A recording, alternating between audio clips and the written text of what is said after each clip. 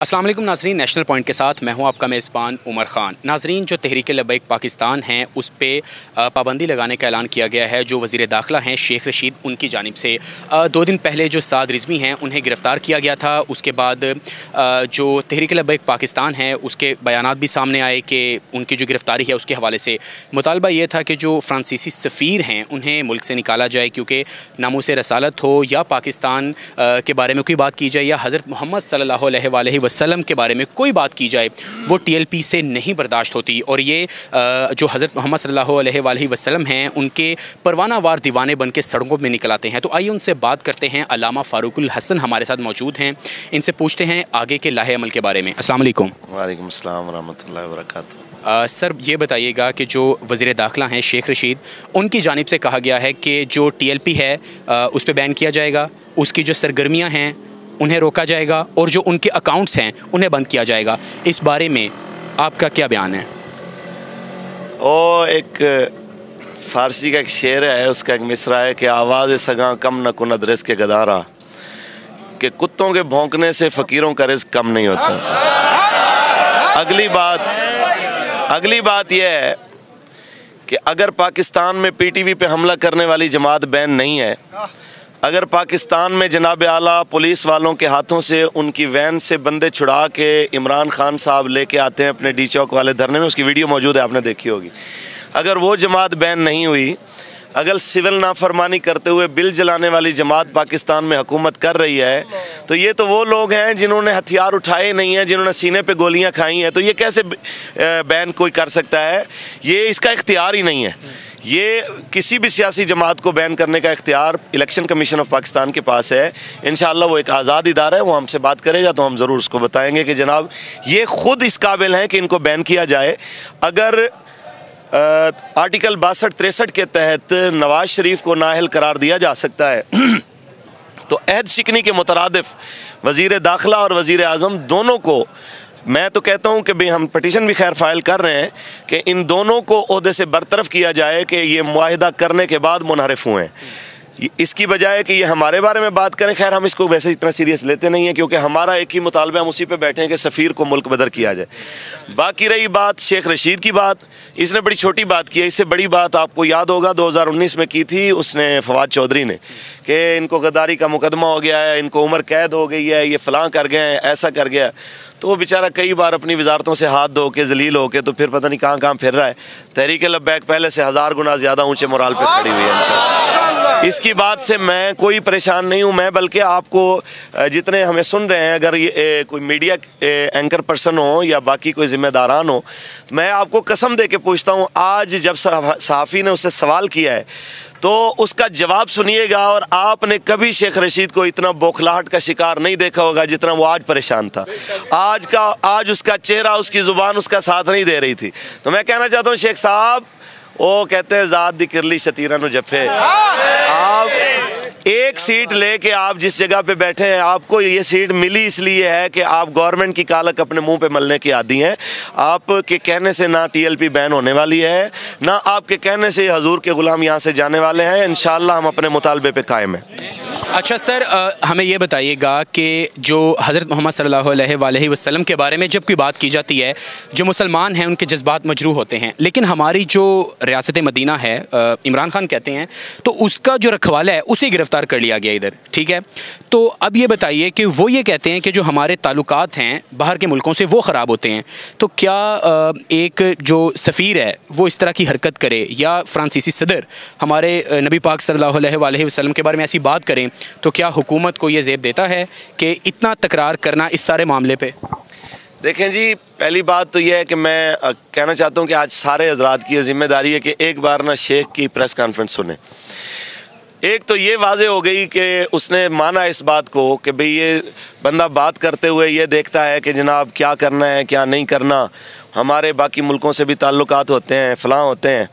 तो हम उससे कहना चाहते हैं कि रोज़ा रख के जितने झूठ शेख साहब आपने बोले हैं ना, और पता नहीं रखा भी है या नहीं, आपने बहरहाल कहा है कि मैं रोज़े से हूँ, तो मैं इस आपकी बात पे चलो एतबार करता हूँ।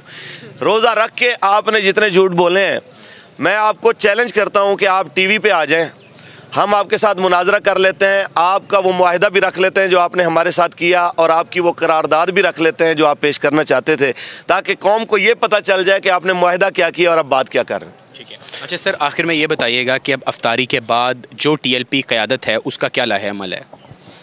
देखें जी, लाहे अमल यही है कि जिस तरह तहरीक लब्बैक या रसूलुल्लाह पे पाकिस्तान की तारीख़ का बदतरीन तशद्दुद हुआ है और हो रहा है।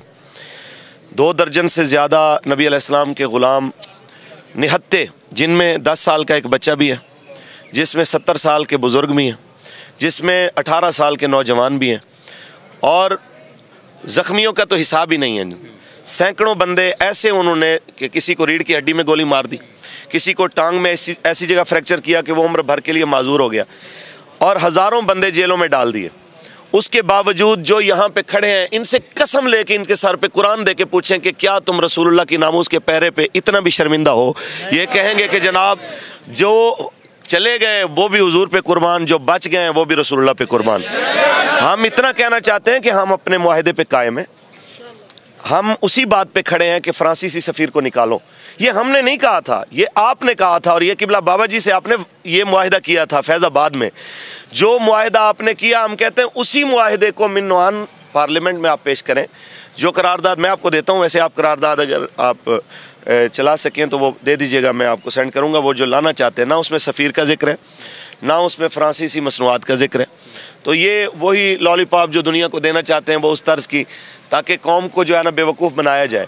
और अल्हम्दुलिल्लाह कौम ने रसूलुल्लाह की नामूस पे पहरा देते हुए जिस तरह किबला बाबा जी को और उनकी टीम को देखा है, ये आज उस इखलास की बरकत है कि 2 दर्जन जनाजे उठाने के बाद किसी एक बंदे ने भी नहीं कहा कि हमारे बच्चे को मौलवियों ने मरवा दिया है। हर बंदे ने यही कहा है कि गवर्नमेंट गलत है, गवर्नमेंट जालिम है, इसने जुल्म किया, इसने बल्कि हमारे इदारों को हमारे खिलाफ ला के खड़ा कर दिया। वो इदारे जो बॉर्डर पे दुश्मन का मुकाबला करते हैं, वो अपनी सरजमीन पे अपने निहत्ते लोगों के ऊपर गोलियां चला रहे हैं।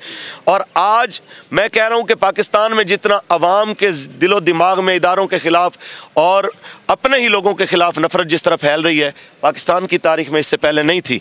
मैं ये कहना चाहता हूँ कि भाई जो लोग मुमलिकत खुदादाद के इदारों के ज़िम्मेदार हैं, उनकी ज़िम्मेदारी है कि पाकिस्तान को शाम और इराक़ ना बनने दें। खुदारा इस मुल्क की गलियों में उस तरह की खुरेज़ी से बचने का एक ही तरीका है कि जो गवर्नमेंट ने मुआहिदा किया है उसे कहें कि भाई मुआहिदा तो बंदा गैरों से भी करे तो पूरा करते हैं, हम तो उसके अपने मुल्क के बासी हैं। अच्छा सर, आखिर में जो हमारे नाजरीन देख रहे हैं या जो आपके कारकुनान हैं, उन्हें आप क्या पैगाम देंगे? क्या जो एहतजाज है वो मुनज़्ज़म किया जाए, या जो इंतशार है, ज़ाहिर बात है जो पुलिस है उसकी जानिब से भी काफ़ी सख्त रद्दअमल सामने आ रहा है, तो अपने कारकुनान को आप आखिर में क्या कहेंगे? देखें जी, कारकुनान धरने मुनज़्ज़म कर भी रहे हैं, और हम उन्हें कह रहे हैं कि अगर कहीं पे देखें जी, आप यहाँ पे बंदे बैठे हैं, 1 लाख बंदा भी बैठा हो, जब यहाँ पे सीधी गोली चलेगी, यहाँ पे 5-10 बंदे जो है ना वो शहीद होंगे, कुछ 30-40 ज़ख्मी होंगे। वक्ती तौर पे आपको पता है कि अफरा तफरी फैलती है, कोई तिब्बी इमदाद देता है, कोई किसी को हॉस्पिटल ले जाने लगता है। आप तब कहें कि आप फाते हो गए जब आपने नज़रिया मार दिया हो कि लोग कहें जी हम गलत थे और आप बिल्कुल फिट हैं। आज पाकिस्तान में सर्वे करवा के देख लें, हर बंदा गवर्नमेंट पे लानत भेज रहा है कि जनाब इन लोगों ने मुआहिदा किया और इन लोगों ने मुआहिदा करके तोड़ा, इन लोगों ने मुल्क को जो है वो अदम इस्तेहकाम की तरफ लेके गए। अगर इन लोगों को इतनी ही ज़्यादा फ़िक्र थी, हमसे बात करते, मैं कहता हूँ टेलीविज़न पे आ जाएं। आपसे पहले भी बात की है कि टेलीविज़न पे आ जाएं, अपने उसी मुआहिदे के मुताबिक हमसे बात कर लें कि अगर आप अपना मुआहिदा पूरा करते हैं तहरीक लब्बैक या रसूलुल्लाह को कोई परेशानी नहीं है। हम आज भी अपनी उसी बात पे खड़े हुए हैं। ठीक है। तहरीक लब्बैक के जो इलामा फ़ारूकुल हसन है वो हमें बता रहे थे कि 2 दर्जन से ज़ायद जो इनके कारकुनान हैं उन्हें शहीद किया गया। ज़ाहिर बात है जब बंदूक चलाई जाएगी तो उसका रद्दअमल तो आएगा, और इनका कहना यह है कि जो हुकूमत है उसने पहले एक वादा किया था, वो उस अपने वादे से मुकर गई, और अब ये जो धरना है उसकी वजह यह है कि जो फ्रांसीसी सफ़ीर है उसे मुल्क से निकाला जाए।